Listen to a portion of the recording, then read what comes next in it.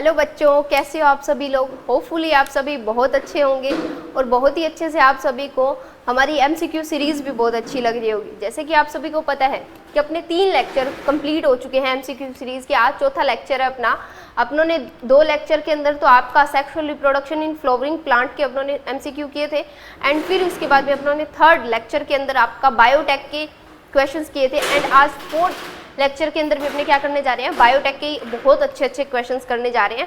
Question कराने से पहले एक छोटा सा सरप्राइज भी आप सभी के लिए। बताऊं क्या सरप्राइज है? चलो देखते हैं। देखो ये आप सभी के सरप्राइज कि अगर आप हमसे जेट और सीयूटी की तैयारी करते हैं, किसकी तैयारी करते हैं आप? अगर जेट और सीयूटी की तैयारी करते हैं, जेट और सीयूटी की अगर आप तैयारी करोगे ना, उसके साथ में आपको एकदम फ्री आपका कृषि पर्यवेक्षक का बैच भी एकदम फ्री मिलेगा। आप उसकी भी तैयारी साथ ही साथ कर सकते हैं। अगर आपने जेट सीयूटी की तैयारी करोगे तो उसके साथ आपको एक बम्पर ऑफर के अंदर आपका जो सुपरवाइजर का, एग्रीकल्चर सुपरवाइजर का है, वो भी बैच एकदम फ्री मिलेगा। आप उसकी भी तैयारी साथ के साथ कर सकते हैं। चलिए, आज का अगर इससे रिलेटेड आपको कोई और भी इंक्वायरी लेनी हो तो आप कॉल करके पूछ सकते हैं, ठीक है। आपको सारी डिटेल बता दी जाएगी। चलिए शुरू करते हैं आज का अपना नया लेक्चर। देखो अभी अपनों ने बायोटेक के 10 क्वेश्चंस बहुत अच्छे से किए थे। आज अपने 10 क्वेश्चंस और हैं बायोटेक के, ये वो भी अपनों को एकदम अच्छे से करने हैं। चलो फर्स्ट क्वेश्चन रीड करो। देखो फर्स्ट क्वेश्चन क्या है? आणविक कैंची शब्द से अभिप्राय है। आपसे आणविक कैंचियों के बारे में पूछा गया है कि आणविक कैंची क्या है। अब मेरे को आप याद करो, मोलिकुलर सीजर किसको बोलते हैं? देखो एक कैंची है, ठीक है। नॉर्मल कैंची का अपने क्या करते हैं, किसी चीज को काटने के लिए, पेपर को काटने के लिए, कपड़े को काटने के लिए क्या करते हैं, यूज में लेते हैं। ऐसे ही क्या है, आणविक कैंचियां होती है जिसको आप किसके अंदर यूज लेते हो? डीएनए को कट करने के लिए। किसको? डीएनए को कट करने के लिए क्या लेते हो आप? यूज में लेते हो। किसको? आणविक कैंची को। किसको यूज में लेते हो? आणविक कैंची को अपने यूज में लेते हैं डीएनए को कट करने के लिए। क्लियर? आप पढ़ते हैं ऑप्शंस। आप पढ़ो पहले, फिर मैं पढ़ती हूँ। फटाफट पढ़ो, ठीक है।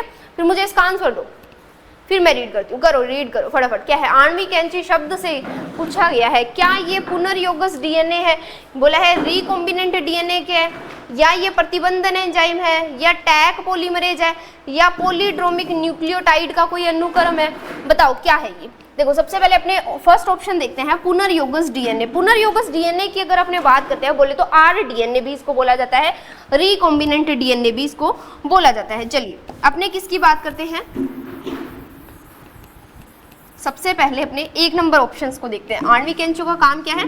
डीएनए को कट करना। क्या करना? कट करना। ये आप नोट के अंदर रखना, ठीक है। अब मैं एक ऑप्शन एक्सप्लेन करती हूँ, फिर अपने देखते हैं। आपसे पुनर्योगस पूछे हैं, बोले तो आरडीएनए आपसे पूछा है कि आरडीएनए क्या होता है। जब आप किसी भी प्लाज्मिड को लेते हो, क्या लेते हो आप? किसी प्लाज्मिड को लेते हो और उसके साथ आप अपनी मन मर्जी का कोई भी वांछित जिस जीन को आपको नीड हो, उस जीन को आप इसके साथ जोड़ दें। क्या जोड़ दें? आप एक प्लाज्मिड के साथ कोई एक्स्ट्रा जीन जोड़ दें जिसकी आपको जरूरत है, ठीक है। आपको उससे आगे मतलब है, ठीक है।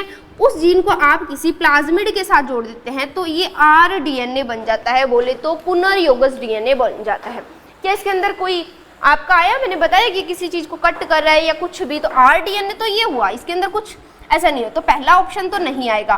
प्रतिबंधन एंजाइम, क्या मैंने बोला? प्रतिबंधन एंजाइम बोला। अब प्रतिबंधन एंजाइम का काम सुनो।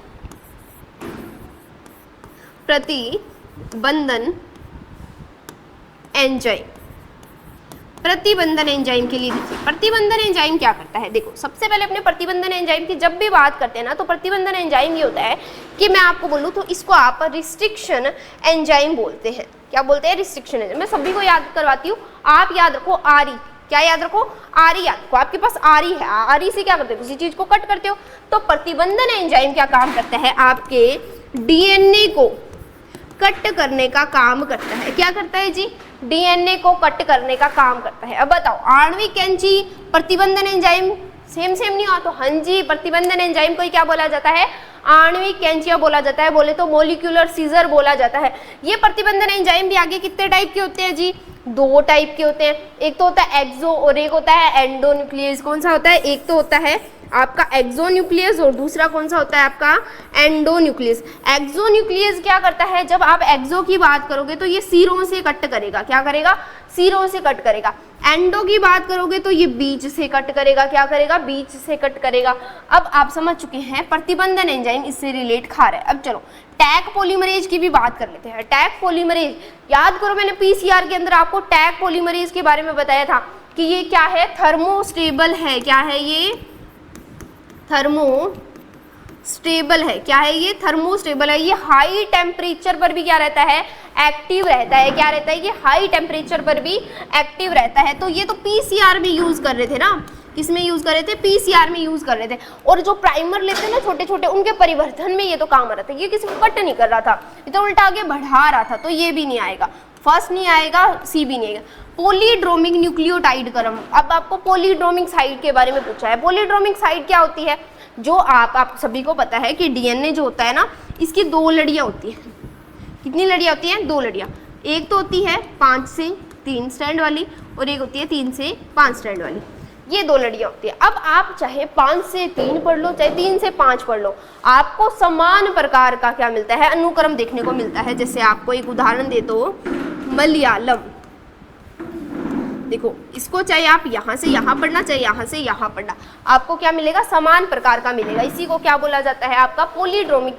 मतलब ये तो एक पॉलीड्रोमिक वर्ण हुआ। आप इसी प्रकार से यहाँ पढ़ते हैं, जैसे जी ए आ गया, ठीक है। अब इसको यहाँ से पढ़ोगे तो ए, ऐसे समान प्रकार का आपको अनुक्रम देखने को मिलता है। मतलब जितने भी आपके क्या है डीएनए है, इसको 5 से 3 पढ़ते हैं तो भी समान होता है, 3 से 5 पढ़ते हैं तो भी समान होता है। इसको बोला जाता है पॉलीड्रोमिक साइड। तो ये क्या हो गया आपका? नहीं हुआ। ये भी ऑप्शन क्या चला गया? गलत चल गया। तो आपका सही ऑप्शन क्या जाता है? यहाँ बी ऑप्शन क्या जाता है अपना? सही जाता है। बी ऑप्शन क्या जाता है आपका? सही जाता है। चलिए नेक्स्ट क्वेश्चन देखते हैं। होपफुली आपको फर्स्ट क्वेश्चन अच्छे से समझ आया होगा, सारे आपके पॉइंट क्लियर होंगे। अब पढ़ो, अब कौन सा अपने सेकंड क्वेश्चन देखते हैं। पुनर्योगस डीएनए शब्द से अभिप्राय है। अभी पुनर्योगस डीएनए बता के आई हूँ, करो याद। क्या बताया था पुनर्योगस डीएनए? एक तो लोगे प्लाज्मिड। क्या लोगे? प्लाज्मिड। उसमें क्या जोड़ दोगे? कोई वांछित जीन जोड़ दोगे तो क्या बन जाएगा आपका? आर डीएनए बन जाएगा। बोले तो रिकॉम्बिनेंट डीएनए या पुनर्योगस डीएनए बनेगा। इस शब्द से पूछा है, इस शब्द का मीनिंग क्या है? होस्ट कोशिका का डीएनए। होस्ट कोशिका का डीएनए कैसे होगा? देखो आपने एक कोशिका लेनी है जिसको आप परपोषी कोशिका बोलते हैं। क्या बोलते हैं? परपोषी कोशिका अपने उसको बोलते हैं। इंग्लिश में इसको होस्ट सेल बोला जाता है। क्या बोला जाता है? होस्ट सेल बोला जाता है। इस सेल के पास क्या होगा? खुद का डीएनए होगा। क्या होगा? खुद का डीएनए होगा जी, खुद का डीएनए होगा। क्या इसको तुम आरडीएनए बोल दोगे? नहीं जी, ऐसा तो हम नहीं बोल रहे। तो ये तो पहला ऑप्शन क्या चला गया? गलत चला गया। दूसरा देखो, बाह्य डीएनए के खंड को निहित रखने वाला डीएनए, ये हो सकता है कि बाहर का कोई डीएनए है। बोले तो प्लाज्मिड भी क्या है? एक बाहर का डीएनए ही ये तो है। ये भी कोई अतिरिक्त डीएनए होता है जो आपको बैक्टीरिया के अंदर देखने को मिलता है। उसने किसी और के डीएनए के टुकड़े को, बोले तो एक जीन को अपने अंदर ऐड किया है। ये हो सकता है जी। पहले पूरे ऑप्शन रीड करो, उसके बाद में ही एकदम क्लियरिफिकेशन देना कि हाँ यही होगा, ठीक है। अब वर्ण योग्यक मतलब जो वर्ण युक्त चिन्हक वाला डीएनए, कि ऐसा डीएनए जिसके अंदर क्या है आपके सिलेक्टेबल मार्कर पाए जा रहे हैं जी। क्या ऐसा हो सकता है? नहीं जी, ऐसा भी कुछ नहीं होगा। ये तो प्लाज्मिड में होगा, ऐसा तो नहीं होगा। एक से अधिक पहचान स्थल वाला डीएनए, कि एक से अधिक उसमें पहचान स्थल है, रिस्ट्रिक्शन साइट ज़्यादा है, तो क्या वो हो सकता है? नहीं जी, ऐसा भी कुछ नहीं होगा। तो आपका ऑप्शन कौन सा सही जाता है? यहाँ भी बी ऑप्शन आपका सही जाता है। कौन सा ऑप्शन सही जाता है? बी ऑप्शन आपका सही जाता है। फर्स्ट के अंदर सेकंड के अंदर कौन सा? बी आया, और फर्स्ट में आपने कौन सा लिखा था? बी लिखा था जी। क्लियर? चलो अब थर्ड नंबर क्वेश्चन देखो। थर्ड नंबर क्वेश्चन पढ़ो। देखो, निम्न में से किसमें रिकॉम्बिनेंट डीएनए तकनीक के मुख्य साधन को रखा गया है? अब आपसे पूछा है कि रिकॉम्बिनेंट डीएनए आप तकनीक कर रहे हो, ठीक है, आप वहाँ बहुत सारे फैक्टर यूज करते हो, उसमें से बता दो मुख्य मुख्य कौन से हैं। पढ़ो क्वेश्चन और फिर मुझे आंसर दो। फटाफट रीड करो, क्वेश्चंस को अच्छे से रीड करो, फिर मुझे बताओ। करो करो, रीड करो, क्वेश्चन को अच्छे से रीड करो। कर लिया रीड? चलो वीडियो को पॉज कर लिया करो, फिर उसके बाद में रीड किया करो, फिर अपना आंसर कमेंट सेक्शन में लिखा करो, फिर चेक किया करो आपने सही बताया है गलत बताया है। देखो आपको इसमें किसके लिए बताना था, किसमें रिकॉम्बिनेंट डीएनए तकनीक के मुख्य साधन बताने हैं। क्या बताने हैं, रिकॉम्बिनेंट डीएनए बनाने के लिए कौन कौन से साधन यूज करोगे।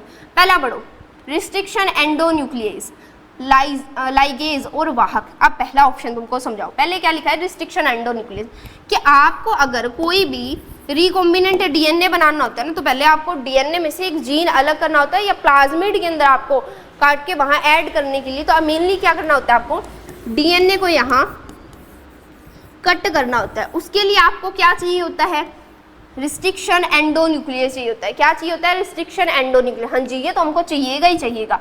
अब दूसरा दिया है लाइगेज, कौन सा दिया है, लाइगेज। लाइगेज का क्या होगा जी, लाइगेज का क्या होगा जी, लाइगेज जोड़ने का काम करेगा। डीएनए काटता है तो उसको जोड़ोगे भी तो ना, अब आपने कट किया तो उसको जोड़ोगे भी, तो वो कौन काम करेगा, लाइगेज करेगा। वाहक, वाहक का मीनिंग वेक्टर, कि आप अगर किसी होस्ट सेल के अंदर कोई जीन डालना चाह रहे हो, ठीक है, अब वो अकेला जाके तो वहां काम करेगा नहीं, तो आप उसको वाहक के साथ जोड़कर क्या करते हो, आगे भेजते हो। तो ये क्या हुआ, वाहक। हाँ जी, इन तीनों का तो हम यूज करते ही करते हैं, ये तो ऑप्शन आपका सही हुआ। अब क्या दिया है आपको, साइमेजेस। यहाँ रुकिए, यहाँ थोड़ी सी गड़बड़ होती हुई क्वेश्चन के अंदर मिस्टेक है थोड़ी सी, अभी सही कर लेते हैं हमने। टाइपिंग मिस्टेक है, ठीक है, टाइपिंग मिस्टेक सही कर लेते हैं। 1 मिनट रुको, टाइपिंग मिस्टेक है थोड़ी सी, अभी करेक्ट कर लेते हैं।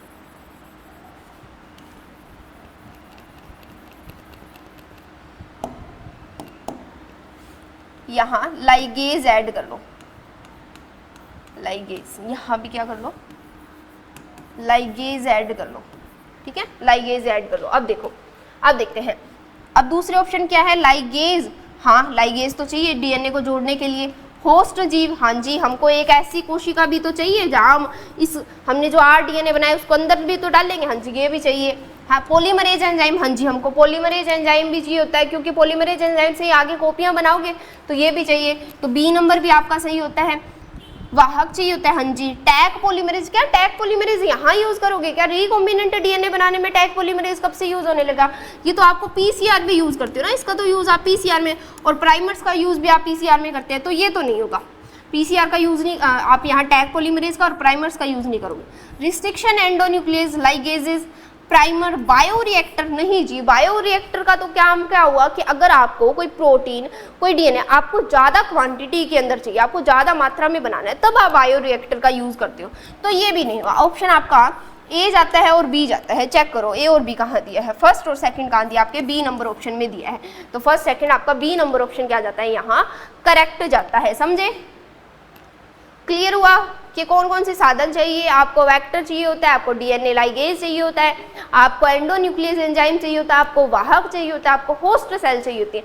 इन सभी चीज़ों की जरूरत होगी, तभी आप क्या बना पाओगे, आपका रिकॉम्बिनेंट डीएनए बना पाओगे, वरना इसके बिना नहीं बन पाएगा। क्लियर, चलें, थर्ड नंबर क्वेश्चन अच्छे से समझ आया। चलो मूव करते हैं नेक्स्ट क्वेश्चन की तरफ। 4 नंबर क्वेश्चन अपने देखते हैं, 4 नंबर क्वेश्चन अच्छे से समझते हैं। 4 नंबर क्वेश्चन के अंदर आपको क्या दिया है, इको आर फर्स्ट में आर किससे, आर के बारे में बताना है कि आर दिया है, ये किसके बारे में बता रहा है, ठीक है, इको आर फर्स्ट दिया है।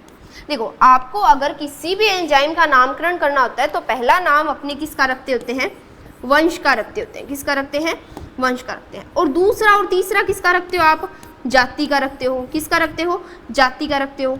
आर का मीनिंग क्या होता है कि कौन से प्रभेद से अलग किया है, जैसे कि ई कोलाई जो है आपका एक बैक्टीरिया है, उसमें से RY13 से ये क्या किया है, अलग किया है, तो ये प्रभेद का नाम आया, ये प्रभेद है। और कौन सा है, ये सबसे पहले खोजे जाने वाला इस बैक्टीरिया के अंदर, जो आपका ई कोलाई बैक्टीरिया है ना, उसके अंदर सबसे पहले खोजे जाने वाला ये है, ठीक है। तो इसके अंदर देखो वंश का नाम नहीं, ये तो ई हुआ ना, ये भी नहीं हुआ, प्रभेद का नाम, हाँ जी, आर क्या होता है, प्रभेद होता है, जाति का नाम नहीं, रिस्ट्रिक्शन शब्द नहीं जी, तो आपका बी नंबर ऑप्शन क्या चला गया, यहाँ सही चला गया। समझे सारे कि ऐसे नामकरण किया जाता है, नामकरण ऐसे किया जाता है, पहला अक्षर वंश का, दूसरा और तीसरा जाति का, फिर आपने कौन से प्रभेद से अलग किया है और फिर कौन से नंबर पे किया है, वो आप रोमन संख्या के अंदर इसको लिख देते हो। यहाँ रोमन संख्या के अंदर लिखा जाता है, किसमें, रोमन संख्या में यहाँ लिखा जाता है। क्लियर, समझ गए सभी? चलो नेक्स्ट क्वेश्चन की तरफ चलते हैं। 5 नंबर क्वेश्चन अब अपने देखते हैं। देखो 5 नंबर क्वेश्चन आपको क्या दिया है, एक बंद वर्ताकार डीएनए अणु में किसी रिस्ट्रिक्शन एंडोन्यूक्लियस के लिए 6 पहचान स्थल है। क्या बोला है, पूरा क्वेश्चन अच्छे से ध्यान से रीड करो। देखो पहला क्या दिया है, एक बंद वर्ताकार, एक बंद क्या है आपका डीएनए है, वर्ताकार बंद डीएनए है, ठीक है। अणु में किसी रिस्ट्रिक्शन एंडोन्यूक्लियस के लिए 6 पहचान स्थल है। कितने पहचान स्थल बनाओगे? 6 बनाओ, 1 2 3 4 5 6, ठीक है। तो इसे एंजाइम के उपचारित करवाने पर डीएनए के कितने खंड हो गए? अब इसको आपने कट करवाया है, जितने पहचान स्थल है ना उतनों पे कट करवाया है, तो बनाओ कितने बनेंगे? 1 2 3 4 5 6 बने हैं जी। तो कितना ऑप्शन होगा? क्या 5 नहीं, 7 नहीं, 6 क्या आ गया? आंसर आपका आ गया। देखो यहाँ एक कॉन्सेप्ट समझो, अगर आपको मतलब एक ऐसे सीधी सरल डीएनए दिया जाए ना रेखीय रूप में, तब तो आप क्या करते हो? n+1 कर देते हो। क्या कर देते हो? n+1 देते हो। कितने पहचान स्थल दिए हैं? यहाँ आता है पहचान स्थल कितने दिए हैं, और उसके बाद में एक आपको उसको प्लस करके रख देना पड़ता है। जैसे मान लो यहाँ कितने दिए आपको? 5 दिए हैं, यहाँ 6 दिए, यहाँ भी 6 करके दिखाती हूँ। 1 2 3 4 5 6। अब करो इसके कितने बनेंगे? 1 2 3 4 5 6 7 हो गए। पहचान स्थल कितने दिए थे? 6 दिए थे, उसमें से एक प्लस करके आपका 7 यहाँ आंसर आ गया। और वर्ताकार हो तो जितने पहचान स्थल होंगे उतना ही आंसर आएगा। क्लियर? ऐसे आप यहाँ सिर्फ n रहता है और यहाँ n+1 होता है, हो जाता है जब डीएनए आपका क्या हो? रेखीय हो। डीएनए क्या हो आपका? रेखीय हो। क्लियर? समझ गए? देखो फटाफट 5 नंबर क्वेश्चन समझ गए। चलो 6 नंबर क्वेश्चन देखते हैं। फटाफट रीड करो, मैं इतने पानी पी लूँ। फटाफट रीड करो भाई, कर लो, रीड कर लो, रीड कर लो, फटाफट रीड कर लो, फिर आंसर बताओ मुझे।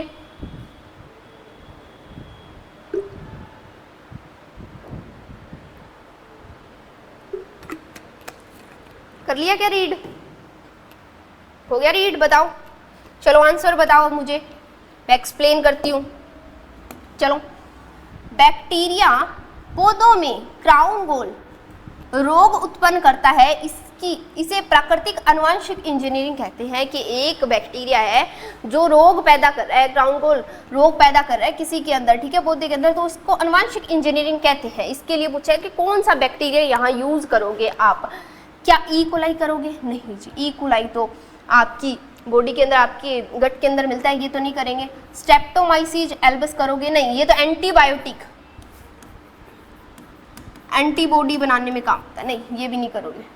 एजेटोबैक्टर? नहीं, ये भी नहीं करोगे, क्योंकि ये क्या है? फ्री लिविंग नाइट्रोजन फिक्सेशन करता है। ये तो फ्री लिविंग बैक्टीरिया है जो नाइट्रोजन फिक्सेशन में काम आता है। तो क्या आ गया आपका आंसर? एग्रोबैक्टीरियम ट्यूमीफेशियंस आ गया। क्या आ गया आपका आंसर? Agrobacterium tumefaciens. ये क्या करता है? इसके पास एक अपना TI डीएनए होता है, उससे ये रोग पैदा करता है। उसको बाद में अब अपनों ने चेंज करके TI प्लाज्मिड बना दिया इसका। ठीक है, क्लियर हुआ? 6 नंबर क्वेश्चन। चलो 7 नंबर देखो, 7 नंबर क्वेश्चन रीड करते हैं। रिकॉम्बिनेंट डीएनए को होस्ट कोशिका में, क्या बोला है? रिकॉम्बिनेंट डीएनए को होस्ट कोशिका में स्थानांतरित करने के लिए निम्न में से इनमें से किस विधि का उपयोग नहीं किया जाएगा? पूछा है कि अगर आपके पास एक रिकॉम्बिनेंट डीएनए है, क्या है आपके पास? एक रिकॉम्बिनेंट डीएनए बोले तो R अपने पास डीएनए है, जिस एक प्लाज्मिड है उसके साथ आपने कोई वांछित डीएनए जोड़ा है। अब इसको आप किसी परपोषी कोशिका बोले तो होस्ट सेल में एंटर करवा दो। कैसे करवा दोगे वो विधि बता दो, इनमें से कौन सी नहीं है? पहले देखो क्या दिया है आपको? माइक्रो इंजेक्शन दिया है, सूक्ष्म अंतरक्षेपण दिया है। देखो सूक्ष्म अंतरक्षेपण समझते अपने क्या होता है। माइक्रो इंजेक्शन के अंदर क्या होता है? आपको एक सेल लेनी होती है और आप एक इंजेक्शन की सहायता से इस सेल के केंद्रक के अंदर, कहाँ आप? केंद्रक के अंदर डीएनए को ट्रांसफर करा सकते हैं। और मेनली ये यूज किसके लिए किया जाता है? आपके जंतु कोशिका के लिए यूज किया जाता है। किसके लिए? जंतु कोशिका में इसका यूज किया जाता है। तो ये तो आप कर सकते हैं, ठीक है। जीन गन किसके लिए किया जाता है यूज? तो ये किसके लिए किया जाता है? आपके पादप कोशिका के लिए। किसके लिए किया जाता है? पादप कोशिका के लिए किया जाता है। और यहाँ आप क्या करते हो, जो डीएनए है ना उसको लेपित कर देते हो, किस पे, सोना या टंगस्टन से, सोने या टंगस्टन से क्या कर देते हो, उसको लेपित कर देते हो। इंपॉर्टेंट है, ठीक है। अब देखो माइक्रो इंजेक्शन और जीन गन के अंदर बच्चे कंफ्यूज हो जाते हैं कि कौन सा किसके अंदर आता है। माइक्रो इंजेक्शन के अंदर आप कैसे याद रखोगे कि इंजेक्शन है, तो इंजेक्शन नॉर्मली किसको लगाओगे, आप एनिमल को ही लगाओगे, प्लांट को तो नहीं लगाओगे। तो एनिमल के लिए किसका यूज किया जाता है, आपके माइक्रो इंजेक्शन विधि का यूज किया जाता है अगर डीएनए आपने किसी और सेल में जाना है। जीन गन, गन मारोगे अपने तो गन नहीं मारोगे, तो किसको मार दो, प्लांट को मार दो, मार दिया। और कैसे मारो, जो उसकी गोली जो आप लेते हो उसके अंदर सोना या टंगस्टन डाल के उसके ऊपर लेपित करके आप क्या कर सकते हो, यूज के अंदर ले सकते हो। बायोरिएक्टर, बायोरिएक्टर के अंदर क्या ये किसी होस्ट सेल के अंदर आरडीएनए डालने की विधि नहीं जी। बायोरिएक्टर के अंदर तो आप क्या लेते हो, एक बड़ा बर्तन लेते हो, उसके अंदर आप लार्ज अमाउंट के अंदर प्रोटीन बना सकते हो या कोई भी आपको एंजाइम वगैरह बनाने है वो आप बना सकते हो। तो बायोरिएक्टर यूज में नहीं लिया जाता। भुजा रहित रोग कारक वाहक, हाँ जी ये आप ले सकते हैं, जैसे कि मैंने अभी आपको एग्रोबैक्टीरियम क्यूमिफेशियंस बताया, उसी प्रकार से भुजा रहित रोग कारक भी आप क्या ले सकते हो, यहाँ यूज के अंदर ले सकते हो। तो आपका गलत आंसर कौन सा आता है, सी नंबर ऑप्शन अपना क्या आता है, 1 मिनट, सी नंबर ऑप्शन आपका क्या जाता है, सही जाता है। कौन सा ऑप्शन सही जाता है आपका, सी नंबर ऑप्शन सही जाता है। सातवें का आंसर क्या है आपका, सी आया। क्लियर, समझ गए। चलो नेक्स्ट की तरफ चलते हैं, 8 नंबर क्वेश्चन देखते हैं। 8 नंबर क्वेश्चन पढ़ो। सूक्ष्म अंतरक्षेपण विधि का प्रयोग किया जाता है। आपसे सूक्ष्म अंतरक्षेपण विधि पूछी है कि उसका उपयोग अभी पीछे बता के एनिमल सेल के लिए लोगे और इंजेक्शन के थ्रू डाल दोगे डीएनए को, मतलब रिकॉम्बिनेंट डीएनए को। डीएनए में चिपचिपे सिरे उत्पन्न करने के लिए नहीं जी, ये तो काम कौन कर देगा, आपका ई कोलाई कर देगा। कि अगर आपने किसी डीएनए को आप कट कर रहे हो तो आपको स्टिकी नोट्स किससे मिल जाएंगे, आपको प्रतिबंधन एंजाइम से मिल जाएंगे, मतलब एंडोन्यूक्लियस से आपको मिल जाएंगे, ये तो नहीं करेगा। रोग जनकों से सुरक्षा प्रदान करने में अगर मान लो कि ये कोई सेल है, इसको कोई खतरा है किसी रोग कारक, या फिर आप इसको रोग जनक भी बोल सकते हो। क्या बोल सकते हो, रोग जनक भी बोल सकते हो, जो क्या करता है, रोग पैदा करता है। उससे सुरक्षा करने में नहीं, ये तो ऐसा कुछ नहीं करता। डीएनए को शुद्ध करने में नहीं जी, डीएनए को क्यों शुद्ध करना है, वो भी आपने नहीं करना इससे। तो यहाँ आप क्या करते हो, जंतु कोशिका के केंद्र में रिकॉम्बिनेंट डीएनए को इंजेक्ट कराने में, एकदम सही लाइन हुई। इसके सूक्ष्म अंतरक्षेपण में आप क्या करते हो, एक एनिमल सेल लेते हो और उसके सीधे केंद्रक के अंदर आप क्या करा सकते हो, रिकॉम्बिनेंट डीएनए को आप भेज सकते हो। क्लियर हुआ, नहीं हुआ, बताओ, समझे सारा, क्लियर हुआ। आपका 8 नंबर क्वेश्चन का आंसर क्या आ गया है, आपके के उपयोग किया जाता है, डी नंबर ऑप्शन क्या आ गया, आपका आंसर आ गया। चलो 9 नंबर क्वेश्चन की तरफ देखो। 9 नंबर क्वेश्चन देखते हैं। इलेक्ट्रोफोरेसिस जैसे अणुओं को पृथक करने, इलेक्ट्रोफोरेसिस जैसे अणुओं को पृथक करने की, जिसमें एक माध्यम में विद्युत क्षेत्र के प्रभाव से अणुओं को पृथक किया जाता है। मतलब ये पूछा है कि आप जो इलेक्ट्रोफोरेसिस करवाते हो, जेल इलेक्ट्रोफोरेसिस कराते हो, जैसे अपनों ने ऐसे जेल इलेक्ट्रोफोरेसिस कराई थी, एक साइड माइनस लिया था, एक साइड प्लस लिया था, आपने विद्युत क्षेत्र उत्पन्न करवाया था। उसके बाद में आप यहाँ क्या डाल देते हो, डीएनए डाल देते हो, और यहाँ माध्यम कौन सा लेते हो आप, एगारोज माध्यम लेते हो। क्या लेते हो, एगारोज माध्यम लेते हो।